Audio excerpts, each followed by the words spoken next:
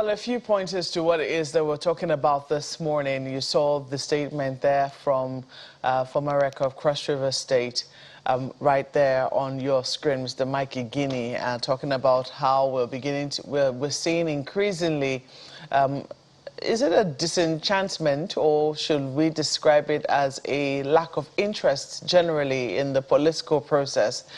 People like to follow the news, but the question is, do they realize that they have a civic responsibility to participate, especially those who are of voting age, those who are 18 years and above? Do they realize that they have a responsibility to participate in our democratic process? I mean, it's part of strengthening our democratic process. We're speaking with Mr. Michael Mary, who is the former Director General of the National Orientation Agency. It's good to see you again, former DG. Thank you so much for... I was just commenting as to how you look much more rested than when you were in office. Thank you. Multiple issues are not there anymore to face. Well, the issues are still there, yeah, but they're no longer your responsibility. Yes. I was just wondering, I mean, have you had time to introspect even further? I mean, I'm sure that you must have thought about your work at the NOA while you were there, and maybe, you know, some of the issues we're still facing as a people afterwards. And, you know, have you had time to be able to, shall I say, distill what you think some of the primary problems are, and perhaps what could be better done as solutions? Well, it is true. I have had reason to look back. I have also had reason to discuss with my successor in office and the staff. And we found that the challenge of sustaining the effort of national orientation is basically a great problem, a great challenge to not just the institution, but even the recipients of the messages. Because once there is discontinuity in communicating messages with an attempt, with a view, with a desire to achieve behavioral change or behavioral modification, you will need sustained communication. And it takes the interest of government, it takes the interest of officials, charged with that responsibility to ensure that they deliver on it. Now, the National Orientation Agency, fitted as it were, with all the trained staff, with all the capacities and spread, needed to be sustained continually in terms of budget provision. The mandate of the agency is very robust, one of the largest agencies in terms of government responsibility and governance responsibility in this country. But faced with the challenge of even resources to do the work, I mean financial resources to do the work, they are constrained within a box to deliver only very limited on the mandate of the agency. And that cannot, lead us to achieving the desired goals. National guidance is a priority of government, should be a priority of government, and that is the charge in the NOA. A number of countries, developed countries, have these agencies, whether it's China or America and so forth. They do that. They come by different names, but they are charged to ensure the acculturation of citizens to behaving towards, supporting government to deliver. And as citizens support government, they are invariably supporting themselves. And so you build institutions so government become responsible by also, implementing certain key programs that takes off the burden of responsibility from citizens.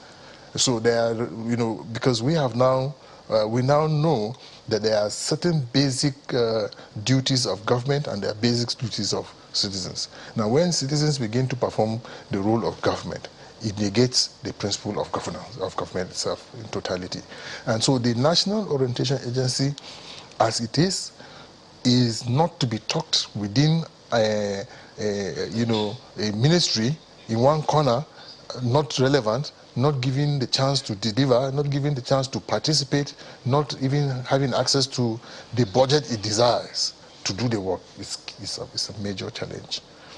Okay, so I mean, a few things that you have said right now in terms of, I noted the fact that you say you've been speaking with your successor in office, and I think that's heartwarming, considering the fact that you worked for, two different administrations. I mean, two different political parties in power. I mean, it's good to know that there is some continuity and that the challenges are things that you share. I mean, you appreciate the challenges that he's currently facing in office. But I'm wondering, how would you say the level of education has also affected the work that the NOA has to do? I mean, the general decadence we're seeing in education and educational institutions, how is it affected also the work that you think that the NOA has on its hands? I don't even, well, as far as, as per our relationship with the DG, it doesn't matter, it's about our country, so we have to serve it. It doesn't matter whether we're in PDP or APC or whatever. Getting people, citizens to do the right thing is not about going to school. It's not English. It's not mathematics. It's about morals. What we teach society in terms of the values we have, therefore the values we should share, uphold, and spread. It doesn't have anything to do with our education. It has so much to do with the effort to ensure that we uphold the values, whether at the societal level, if traditional institutions, for instance, will give us the values of our system, of their system there, that upheld society and people and citizens. They have conducted themselves invariably very well before education. So if that is the definition of education you're talking about, I agree. But we don't have to go to four walls of a classroom to learn values. These are in our homes. These are in the institutions that are there. Now, maybe there is the challenge of not just education now. The needs of society have changed. People want to have a lot of money without working for it. People want firm without toiling for it. There has to be adequate reward and appropriate punishment. When you don't have it, then you have the wrong morals, and then you uphold those vices as values. Then you just lose the thrust of society. That is what I see. It's not more of education, but more of the values we hand down and what we honor, we respect and uphold in our societies. That will give us the kind of progress we want to see. Let me send this to Lagos now, gentlemen and lady. Let's thank you, Marco. Dr. Mary, perhaps you want to speak to certain peculiarities, because when Marco was asking you about, your thoughts about how it was, working as Director General of NOA, there are many who reference NOA as a successor program to MAMSA. And there are those who are asking, perhaps you want to speak to the peculiarities that there may be in the different parts of the country, maybe peculiarities in Enugu State compared to Oyo State, compared to Taraba State. Are there peculiarities in different states or different regions of Nigeria when it comes to national orientation? In fact, let's go even further away from MAMSA, and good to see you too again. MAMSA, there were other agencies before MAMSA. If you remember, we had the Ministry for National Guidance. We have something to do with ethical revolution in the past. All of these are meant to create a national culture that will help or aid the movement of this society that we have from ignorance to some form of commonality of appreciation of not just the issues that we have, but that we need to pool our energies to it, in order to succeed. Now, there are peculiarities, of course, in this nation, and that is why the National Orientation Agency is in all the states of the Federation, is in all the local government areas of the nation. And so whatever message you have to deliver, once you agree that, look, you need to implement it nationally, the respective state offices of the National Orientation Agency would, process it, into communicative, interpretative messages for the use of their local communities. Now, in doing this, the hope is that we can have a common kind of behavior going around, but approached or impacted according to the peculiarities of each of these communities. Let me give you an example. When I was in NOA, I went to Enugu and had a meeting with a lot of members of the IPOB. And that was, to their confession, the first time that government came to talk to them. Now, we wanted to create a culture of peace. And we started a program across the country. We were in Jos. We had meetings with the people in Jos that were having the chorus then. We brought them together and made a commitment, extracted a commitment from them to live in peace. It was fantastic. So the approach in Enugu or in the southeast needed to reflect, the peculiarity of the situation there. So when we were in Jos, we had it in the town hall. In Enugu, we had it in the palace of the Igwe Naji. I remember that very well. And we had security agencies and everybody, including IPOB members, joining us to participate. It was revealing.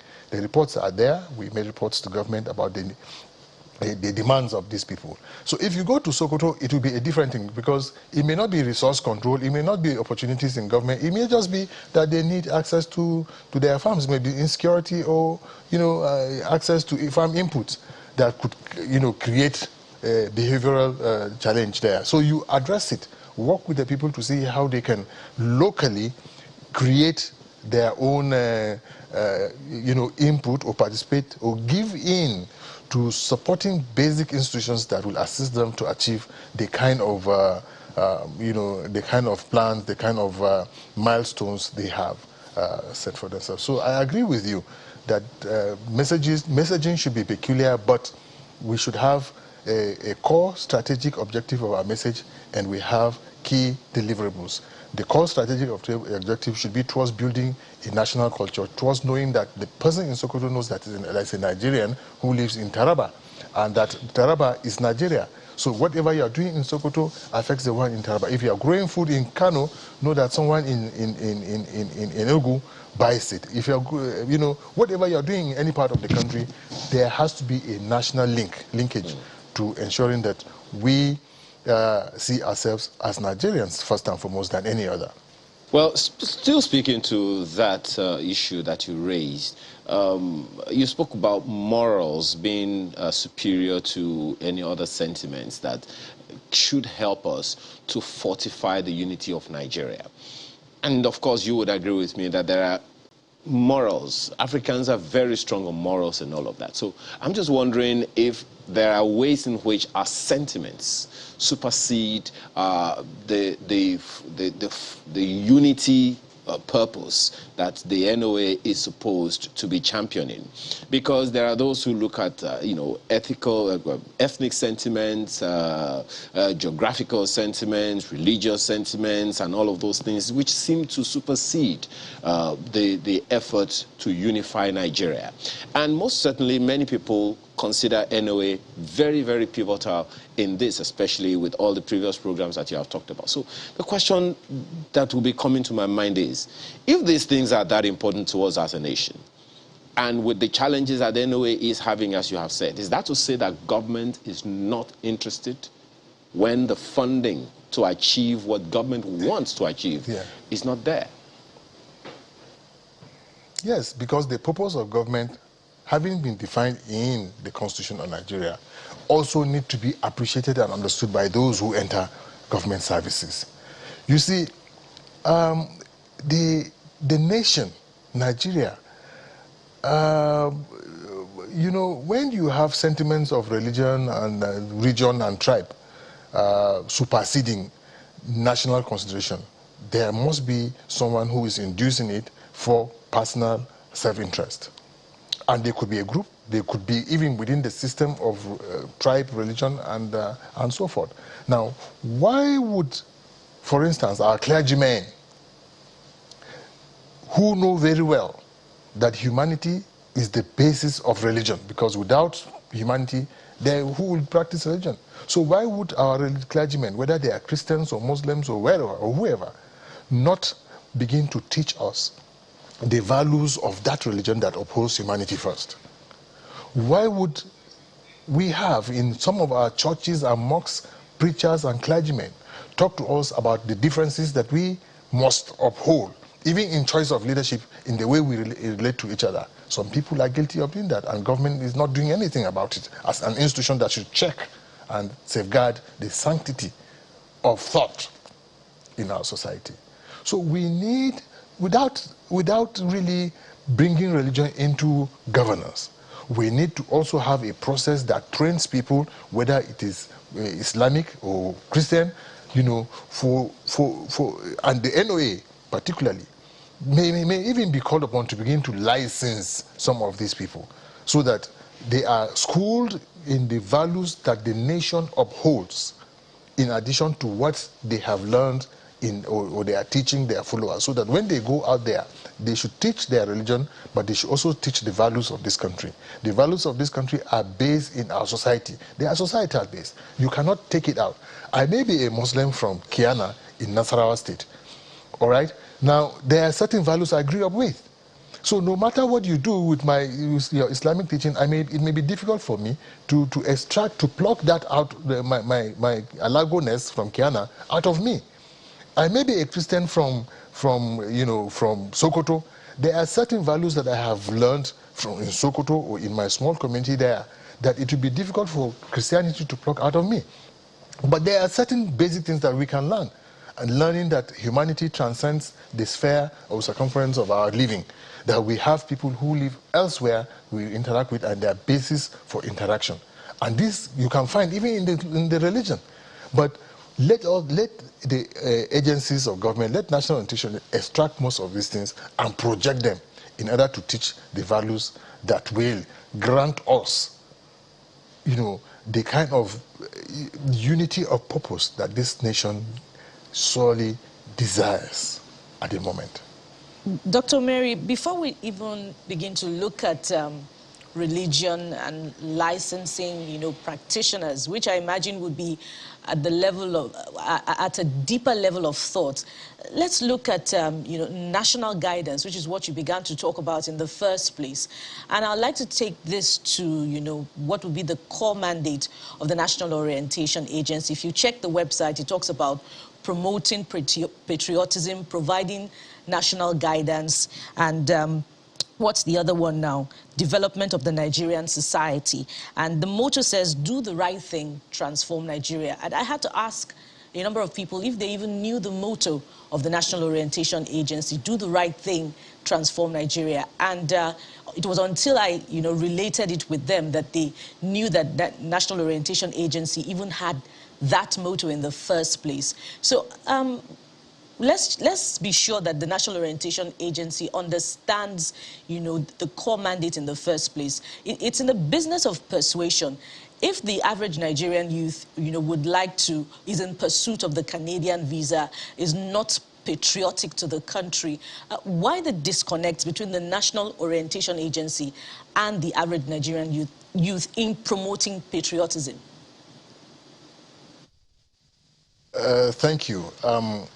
You see, you touched something that that elicited some emotions to me, in me. First, the mantra or the slogan that you said, do the right thing, was initiated by me when I first came to the agency in 2012. And why did we do that? We sampled opinion. We did a little polling and saw that every Nigerian is talking about the right thing. Why can't they do the right thing? They should do the right thing. So we now said, well, okay. So let us take from the people what they want. And what they want is doing the right thing. So we said, okay, NOA, do the right thing, transform Nigeria should be it. So because we also realized that if we do the right things, there will be minimal, conflict with our behavior, with our approach to issues and social relations and so forth and so on. Now, the core mandate of the agency, like I said, if you look at the agency, there are about 18 or more provisions in its mandate in dealing with people and institutions of government. Chiefly of which the one I like most is the ability to bring feedback to government. And in bringing feedback to government, when I was there, we made sure that no I or T, nothing was crossed. We gave it raw, as it were, so that the government, the president, knew the price of Gari, he knew who slapped who, he knew the new big man in town, and so forth and so on. That helps planning and also assist, not just security, most of the agencies to understand that, look, in reality, certain things are happening, either effect of government or effect of natural causes and so forth and so on.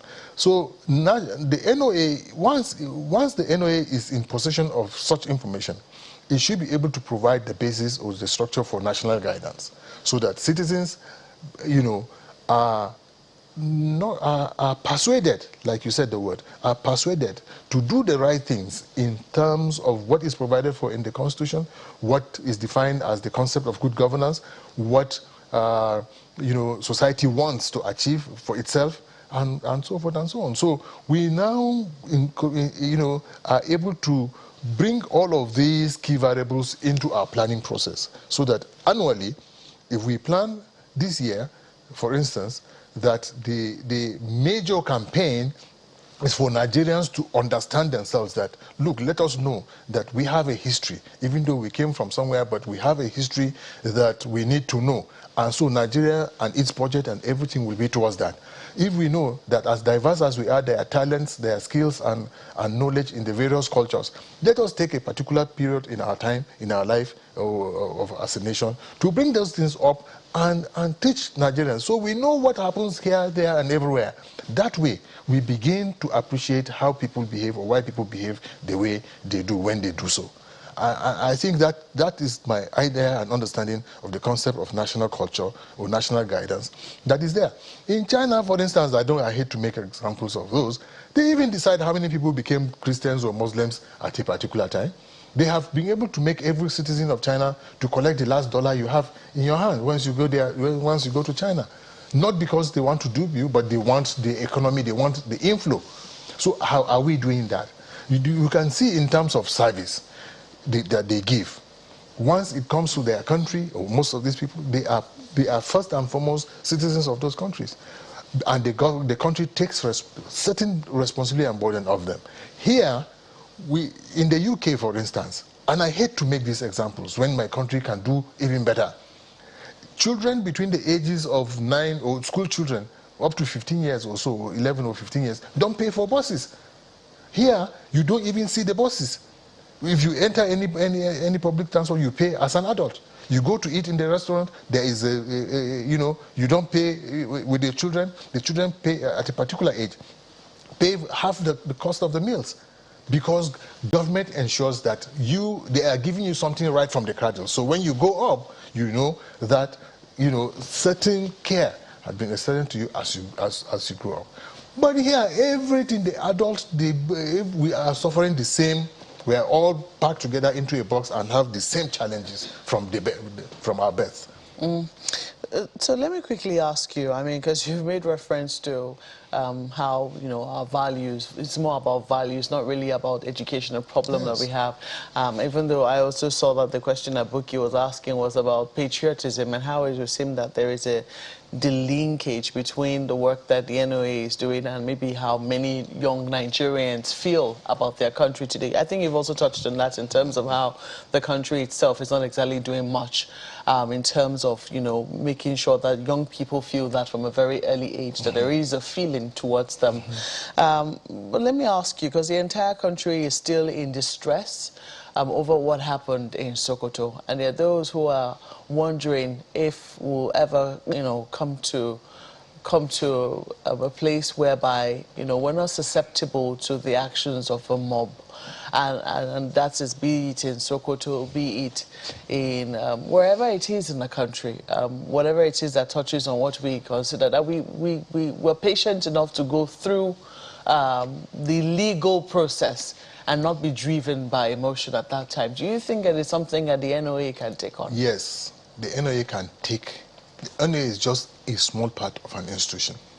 It can discharge its own duties. We have a legal process that will take forever and then get lost, because every day you see a new issue in this country that demands and challenges your time and attention. So every issue supersedes the other one because it just happened today, not because it is worse than the last one. So what we need is, if there is a court process, the judicial institution that will deal with these people, let it deal with it expeditiously. Let citizens see the benefit. Let the citizens see the benefit of the system. If they don't see it, there is little work that NOA can do. So if a case in the police station is a police case, let the police take charge of this case honorably, dutifully, and to the benefit and satisfaction of both parties. Because the process, the law is there.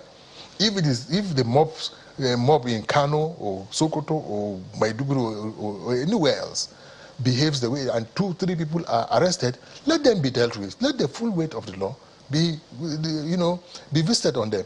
If that happens, you would see that the NOA will be able to tell Nigerians that, look, these are the consequences. You can give examples of what the failure of the act or behavior of an individual and the consequences to his life and so forth and so on. But we don't have it. So there is deficit of trust even in government institutions. So, and that is beginning to affect the NOA. Because if the NOA comes with the correct messaging, people say, are you Sabi now? We started, there was something we did. Last night, my daughter Charlie brought a book. We published a small pamphlet that we distributed in school. So she saw it in school. My picture is there. The school gave her to come and show, this is your father. In the book, we said, my little white green book. And in it, we explained these things, the morals, brought in the heroes of Nigeria, explained so many other things. And I remember when we said, wave your flag, be proud, put your flag. Where is your flag here in the studio? We should promote these things. Now, when I say wave your flag, somebody said, leave him. It's because he's in government now. That is it. I still have a flag in my house. I fly it there. And so if there is benefit, I will uphold the flag. But I can't relate with government. There is fuel shortage everywhere. Nobody is talking to us in the manner that we will understand and sympathize with government in order to support it, to find a solution. You understand? And apart from that, in fact, look, for patriotism comes with benefit. No doubt about it. So you cannot be patriotism is an extreme state of love for one's country. But in doing that, the country must also show that it relates and feels your pains, your effort, and appreciates your effort. So there are certain basic burden that it should take off for you. But if it is not there, you are always paying everyday tax. This one, if you live in Abuja, is terrible. So if they say set up a business, you're a businessman, you set up a business today, small scale, very tiny business, all the agencies of government will come to collect one form of fee or tax from you. If you don't, they shut you down. Instead of saying, okay, let's put you on a plan. You can pay and redeem from that. No, they will come shut you down. So what are we doing? We are not helping to build patriotism here. We are not helping to encourage the young people, because these are the small industries you set up that will absorb these young people. Now you are shutting it down because the owner, the founder of the business is not able to pay all these fees. Why wouldn't I go to Canada or other places? These are the issues. Big question. As I did say at the start of this conversation, the issues remain. It's just that right now you're no longer in charge of the NOA. But we have to thank you so much. We understand that you're going to the Senate, or you're planning. I'm aspiring to go to the Senate. Okay. So all the best in your ambition. Thank you. And why I do that is because I feel we should have a legislative agenda that will organize society. If that is the only thing we can achieve, I think I would have left something for this country. Well, Mr. Michael Mary is the former Director General of the National Orientation Agency, has been speaking to us here in our Abuja studio. Thank you so much for coming on. Thank you, Mopi, for having me, and thank you to the crew in the studio. It's good to see you again. We'll take a break now. We'll be back shortly, and we'll be taking on the same issue this time around from a different perspective. Please stay with us. Well, Solomon Adodo is our guest now. He is the president of the National Youth Council of Nigeria. Thank you so much for coming on Sunrise Daily this morning. Thank you very much for having me. Good morning, Nigerians. Well, I'm sure you heard the report, and I'm sure you also saw some of the T-shirts towards the end. If 29 million youths will vote, yes, Nigeria will be a better place. Yes. Isn't it will be a better place or a different place? I don't know if... Well, that's the hope, that it will be a better place. But at least we'll definitely see more young people involved. What do you think that it would take to see people more interested, be they young or old? Because I would think that this apathy is now beginning to transcend generations. What do you think it would take to get more and more young people interested in what is happening politically? Okay, first of all, for us at the National Youth Council of Nigeria, we've begun a very aggressive campaign to let the youth know the essence of registering and voting, the essence of being part of picking or electing your leaders, part of the process. And the end point of this leadership is to have good governance, is to ensure that development thrives and that the economy is placed on the path of growth again. You know, and we have lost touch significantly with that.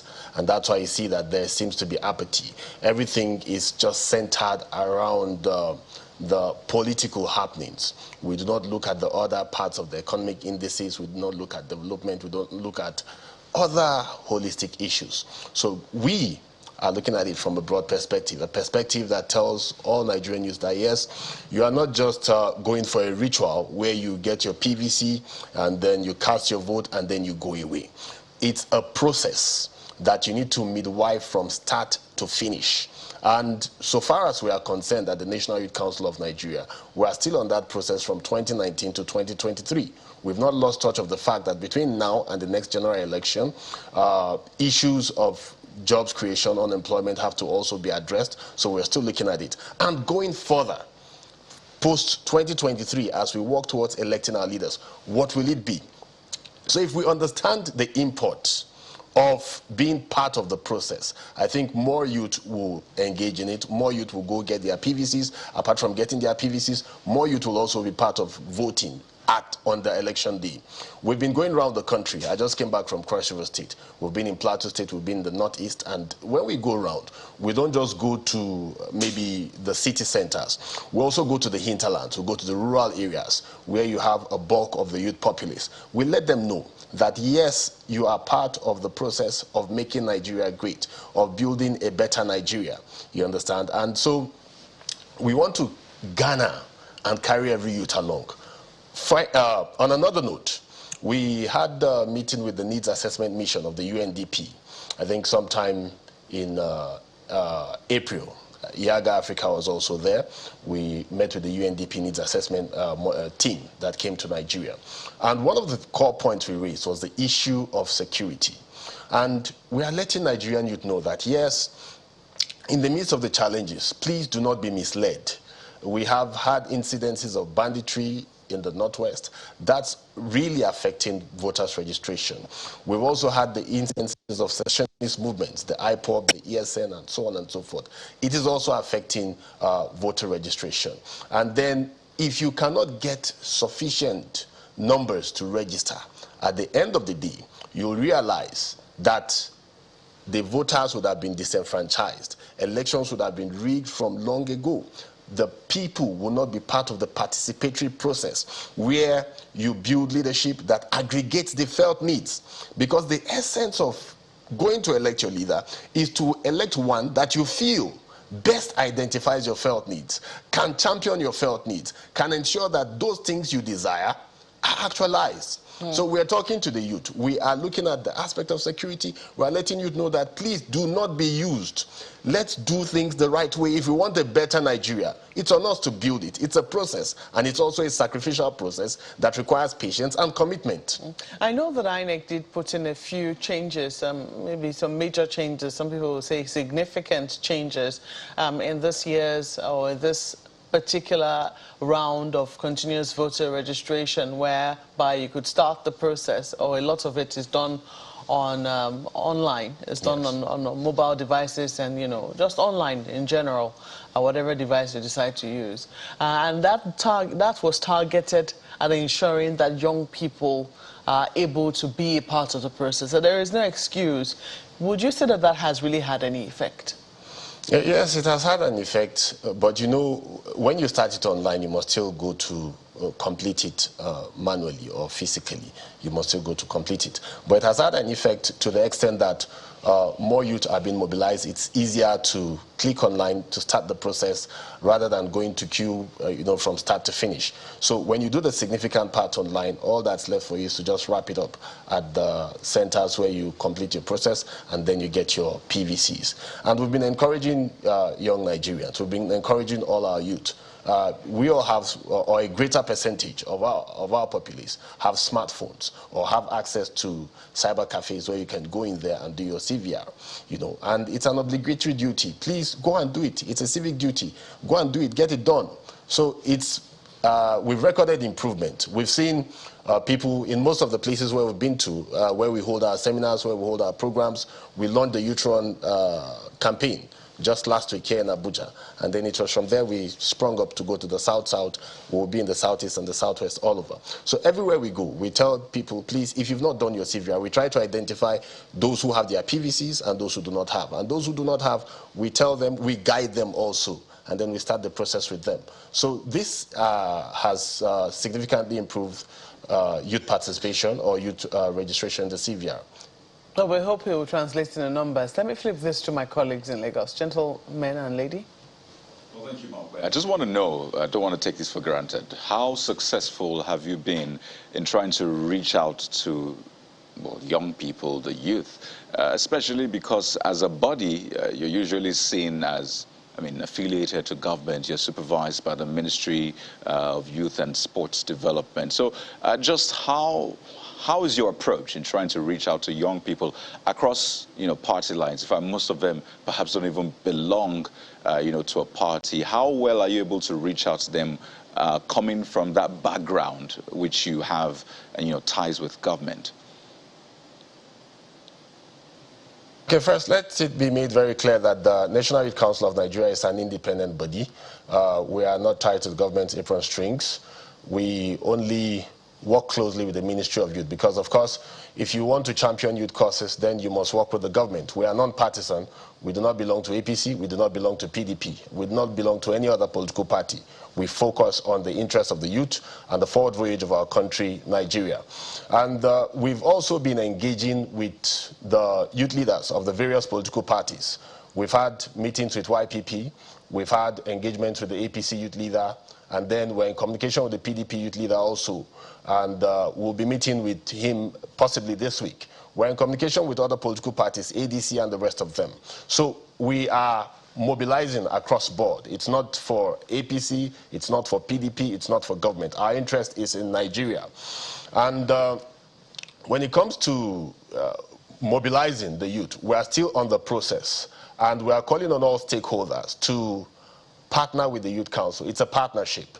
It's a partnership to see how we can channel the energies of the youth positively towards the 2023 election and beyond that towards building a better Nigeria, a greater country, a country where the unemployment figures will go down, a country where our dollar rate will not just be, the naira to dollar rate will not just be dancing and rising randomly. So we are focusing on issues of governance. Okay, we just are not quickly on partisan matters. Right. And I think it's important to make that point. But just to be clear, what is your relationship with the Ministry of Youth and Sports Development? Because right there on your website, it says you're supervised by that ministry. So what is the relationship in terms of funding, administration, and all of that?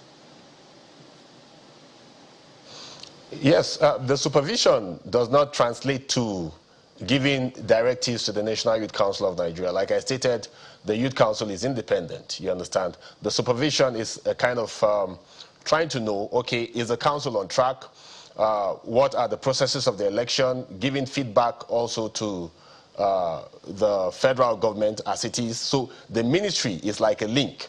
Whereas the youth, the National Youth Council of Nigeria, is also that bridge between the youth and the government. So whichever government comes in place, whether a PDP government, an APC government, a YPP government, or an ADC government, we have it as a duty to partner with government. Remember, we are working towards building a great country. We are working towards advancing our economy. We are working towards national unity. And there can be no two governments at any time. So irrespective of whatever party is in place, we work with them.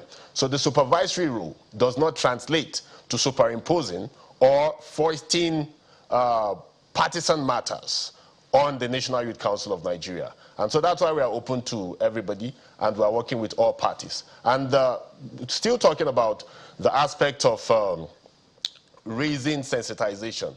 Just last week while we were in Calabar, we had an engagement also with INEC where we still harped on the need to partner with INEC, to partner with other stakeholders so that we can drive this message home. And that's been done In a few days, you'll see that more accelerated programs will be carried on, and rapidly across the country, we've launched the Youth Run campaign, which is Rising Up for a United Nigeria. It focuses on honing the attention of the youth to leadership, the economy, and security. In leadership, we're talking about the essence of leadership. Yes, it's not just about us getting our PVCs and voting. It's about us scrutinizing the leaders that should be. If we're saying young people should rise to the plinth of leadership, what are we bringing differently? Are we coming for a new order for Nigeria, a Nigeria that can hold her head high in the Committee of Nations? Or are we coming for the old order, where it's all about what you can stash in your pockets? We are focusing on the economy. What are the factors that will enable Nigeria also compete favorably, so that our dollar rate, our forex rate will also come down? There should be a balance of trade. Jobs should be created. Unemployment figures should come down. Poverty should be significantly reduced. And then on issues of security, remember, without security, we will not even be talking about elections. So security is the bedrock of any nation. Security holds the sovereignty of a nation. And security also holds anything for economy to thrive. So these are the focus of the Youth Run. But the end point is to ensure that Nigerian youths are mobilized, to ensure that Nigerian youths are part of the process leading to the 2023 election and beyond, to ensure that a better Nigeria is built. And indeed, I'm glad that you talked about engaging with the political parties across party lines, and you talked passionately about political participation for the youth. And in relation to that, we recall that the Not Too Young to Run movement had recorded some success by expanding the political space for the Nigerian youth. But with the new Electoral Act capping spending for between 4 billion naira and 5 million naira, for different offices, does this make the Nigerian youth, specifically the Youth Council, feel excluded from the process, with this rather high ceiling on spending for elections?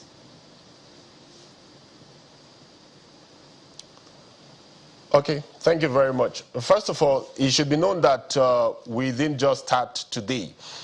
When we took office in late 2019, precisely in December, we began an aggressive campaign of letting youth know that, yes, now that there is an opening, now that the Not Too Young to Run bill has been signed into law, now that the age limit has been lowered, we need to prepare ourselves.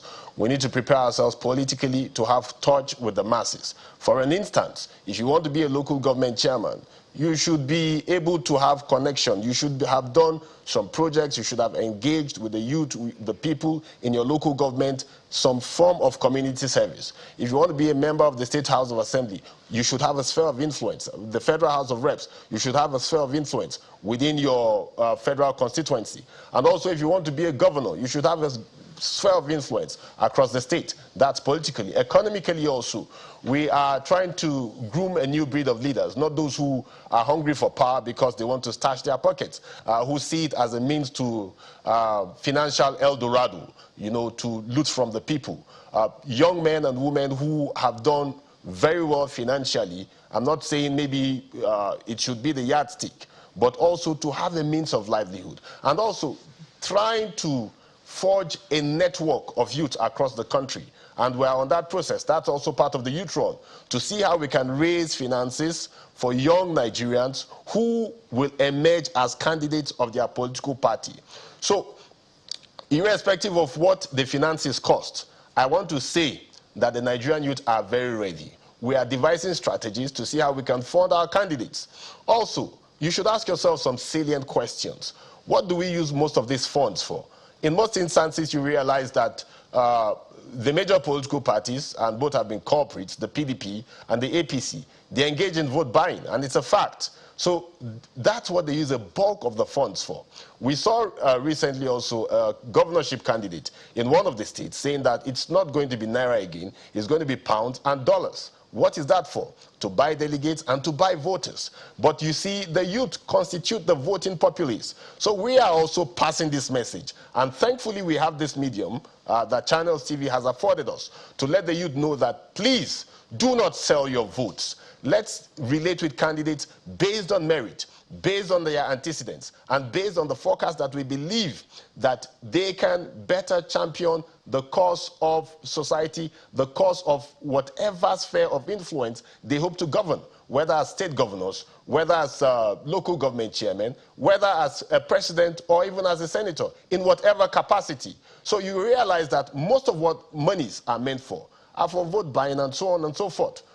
The main things that we need finances for, maybe if you need to do adverts, you need billboards and so on and so forth, we will know how to raise funds amongst ourselves to support young candidates. But we will not need monies to go and begin to buy ourselves. We will speak to ourselves as brother to brother, as sister to sister. We will speak to ourselves across north and south, across religious divides, telling ourselves that we are not enemies of each other. Our enemy is under development and poverty. And then how can we collectively unite on the front to fight this and then chart a better course for our country?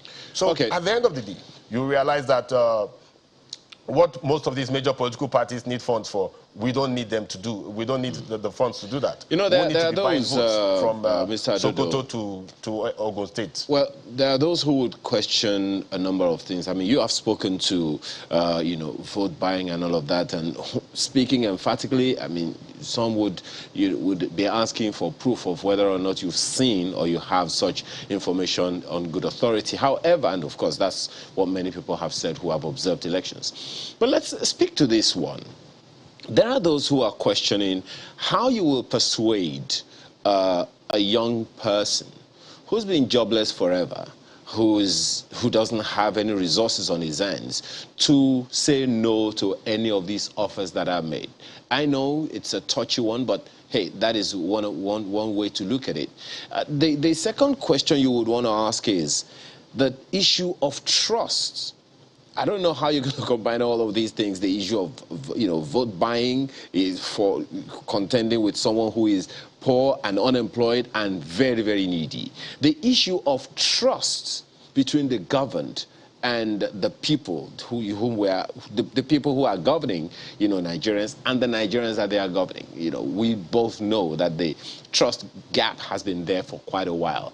Then you want to also look at, I mean, when you're talking about, you know, youth taking over and all of that, do they have requisite experience to take it all on?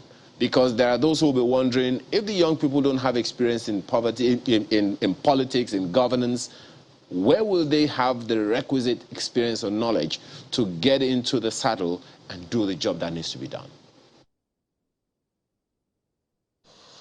Okay, thank you. I'll take them as you brought them.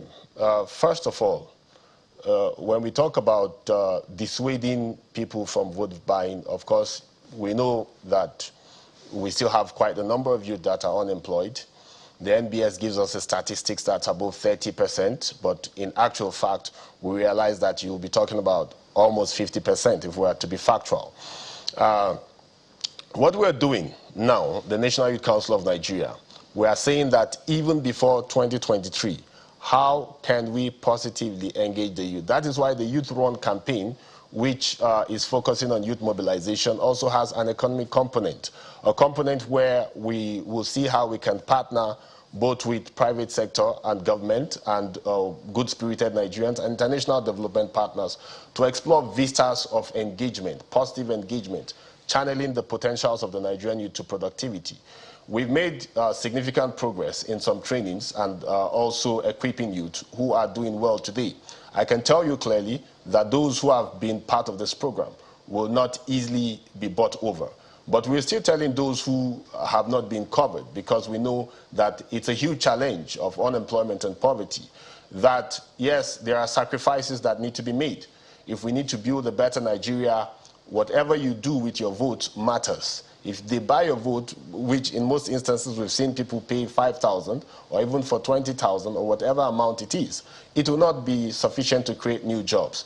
And so at this moment, we have also begun to strike at those who are political aspirants. We've seen for the main political party, the APC, the forms are 100 million naira. We are telling most of these people, yes, if you could go out there and buy forms for 100 million naira, how well have you engaged with the youth? How much have you empowered the youth? So we are mounting pressure. And that was part of what we did last week, shortly before the president directed that the ministers that are contesting for elections and appointees of government should resign.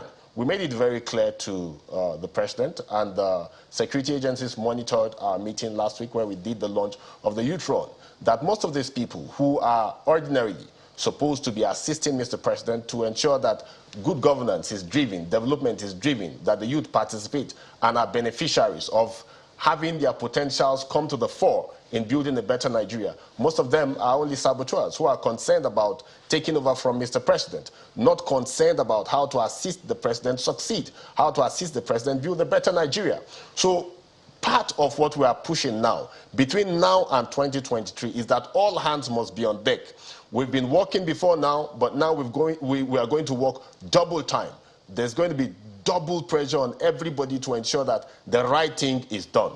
Then going forward to the issues of trust also. Trust is built, and that's why we said for those who are aspiring to leadership, we will not just say because a young man aspires to leadership, then he should be. We've sounded the warning, or we've sounded the advice long ago.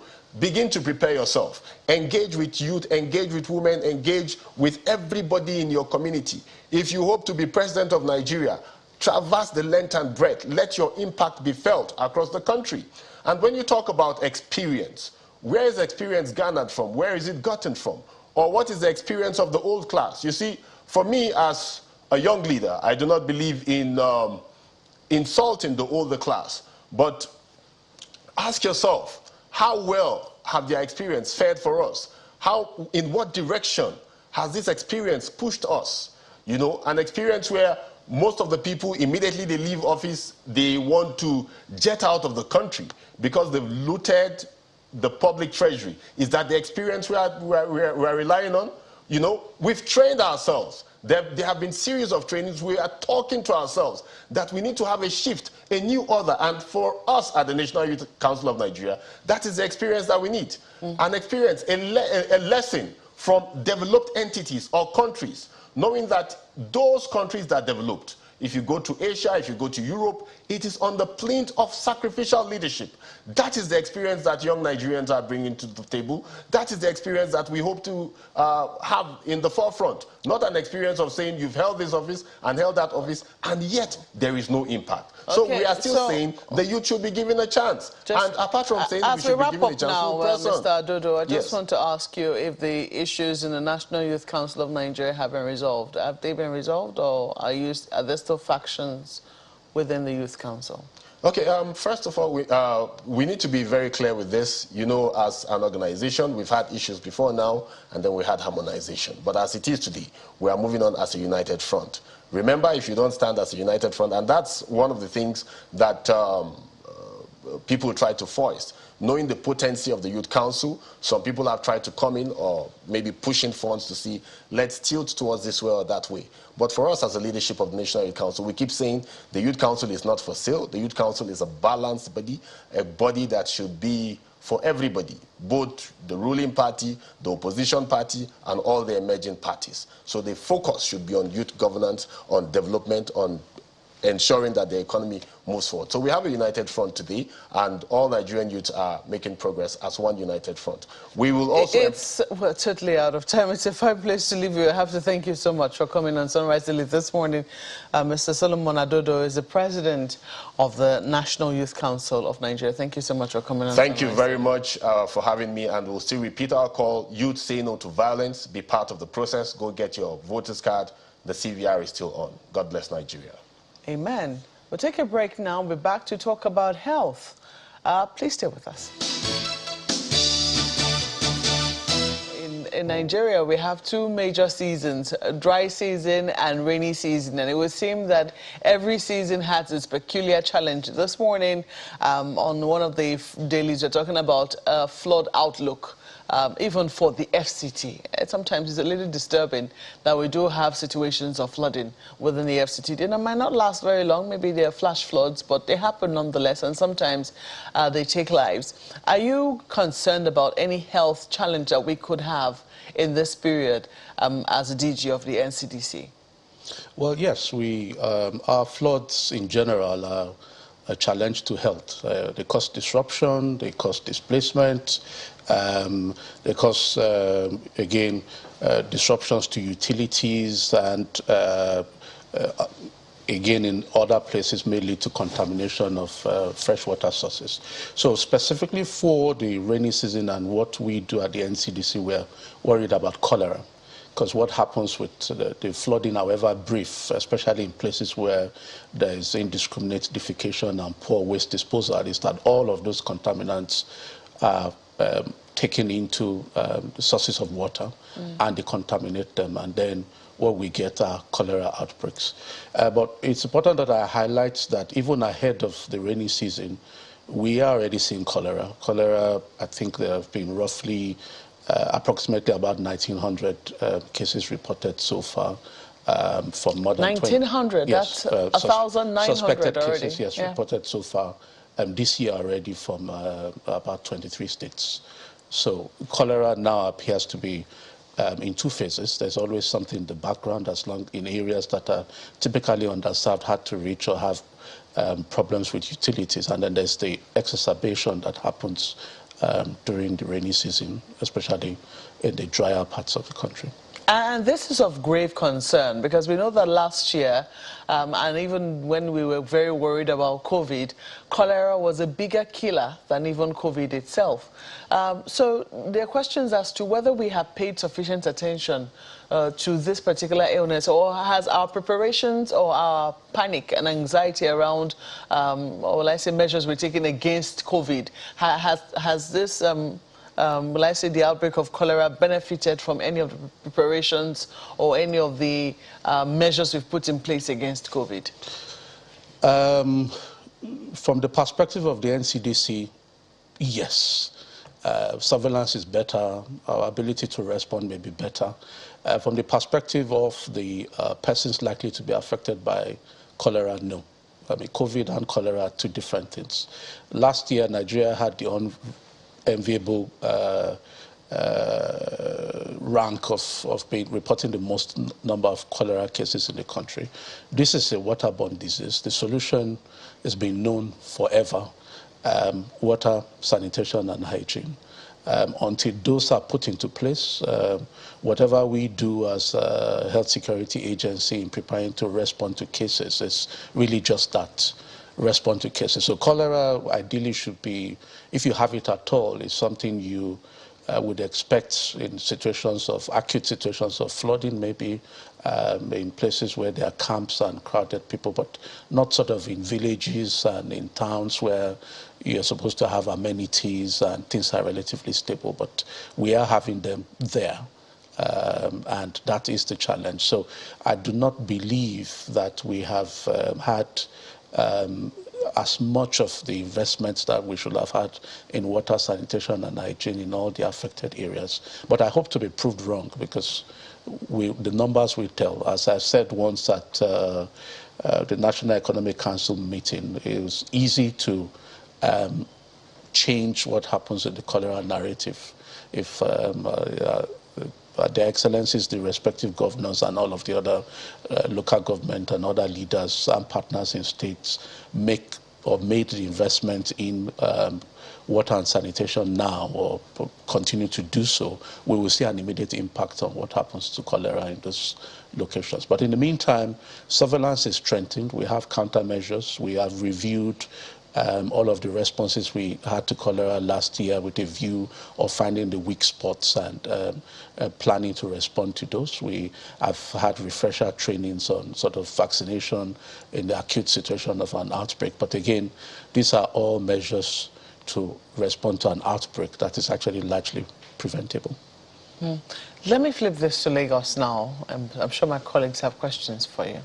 Yes, indeed, Maokwe. I'd like us to now go to monkeypox, and even the outward symptom of that rare disease is scary. DG Adetifa, how much of a public concern is this outbreak? The first thing to say, Maokwe, Buki, sorry, is that there is no outbreak of monkeypox. I think the term outbreak is being used wrongly. Yes, we are having cases of monkeypox, just like we have had continue to have monkeypox cases since it re-emerged in 2017. Just to give an updated summary, so since 2017 to date, we have had about 558 monkeypox cases with about 8 deaths. This year alone, we've had 46 suspected cases reported and about 8 cases confirmed with no deaths. We know that there are, even since the last time we looked at the data, there are a few suspected cases here and there that have been reported, and we are waiting for updated results from testing from our National Reference Lab. So the occurrence of sporadic cases of monkeypox is not surprising and does not constitute an outbreak. But yes, we are worried about monkeypox because, as you know, its closest relation is the smallpox virus. We are worried that it potentially can change from something being sporadic or something that is not very good at person-to-person transmission to something that can give us a cause of concern, which is why we continue to keep an eye on it. And back to you. Thank you for that correction. Thank you. And in relation to that, correct me if I'm wrong, monkeypox is a viral infection transmitted from animal to humans. Now, is this a time when those adventurous meat consumers should begin to shy away from stopping on the expressway to patronize those bush meat sellers? And specifically, which of those animals, you know, should those adventurers begin to shun in the interim? I think it's important that we shun or be careful, prefer to shun, but be careful in handling all bushmeat. The greatest risk to health security and health in general, as we know, are going to be zoonotic illnesses, and these zoonotic illnesses are like SARS-CoV-2, like monkeypox. These are pathogens that primarily affect animals but acquire capability or transmission capacity to humans. And then what happens thereafter is if they change when they infect the first few humans and become more effective in person-to-person transmission, then we have a problem. So in general, we should be careful in handling bushmeat and the like, even rats and all of that, because again, it's part of the problems we have with Lassa fever. We're not managing our interactions with rats. We're not storing our food and other things properly to avoid contamination by these animals. So, I mean, in the case of Lassa fever, of course, the rats come into our house or wherever we interact. In the case of monkeypox, people interact with bush meat and with other animals. And your question about animals is, well, we know about monkeys. We know some other sort of bush meats are involved as well. And I think all of them should be handled with care.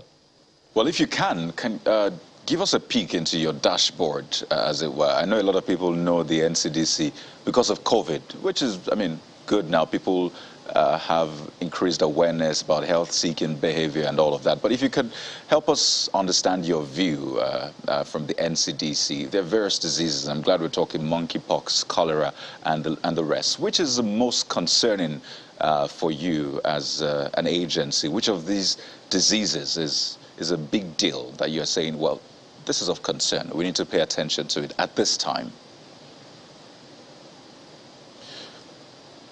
That's a very difficult question to answer. All of the diseases within our purview are of importance to us, especially those that threaten lives, and beyond lives, those that threaten livelihood. So as unlikely as it seems, we are still worried about COVID. Okay, COVID, yes, everything appears to be fine now in terms of cases, case numbers and deaths. But the thing is, this virus is operating in the background, and we continue to be worried about the emergence of a virus that suddenly can escape our protective immune responses like Omicron did and cause us a new round of problems, which is why we continue to keep an eye on things, continue to advocate for vaccination, even while people are sort of working really hard, and deservedly so, to return to their normal lives. We are worried about Lassa fever. Lassa fever The season, for want of a better description, opened in November, and we continue to have cases. At this point in time, in 2022, we've had more cases than we had in the past year.